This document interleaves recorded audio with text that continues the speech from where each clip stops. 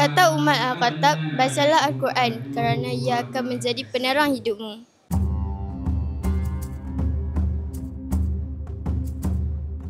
Assalamualaikum warahmatullahi wabarakatuh.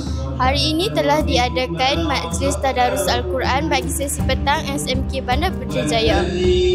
Terdapat beberapa orang pelajar yang diketuai oleh Ustaz Zamri di atas pentas sedang mengatam Al-Quran. Selepas selesai sahaja majlis ini, program agihan duit raya pula akan dijalankan.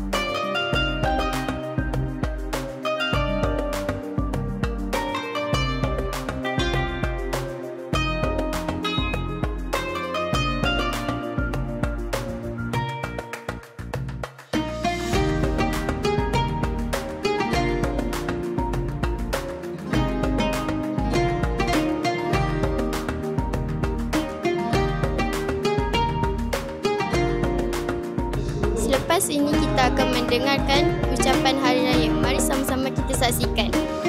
Kami mengucapkan Selamat Hari Raya Aidilfitri. Maaf zahir dan batin. Saya ingin mengucapkan Selamat Hari Raya Maaf zahir dan batin. Dan saya juga ingin bermohon maaf jika ada salah dan silap. Itu saja daripada saya. Sekian, terima kasih.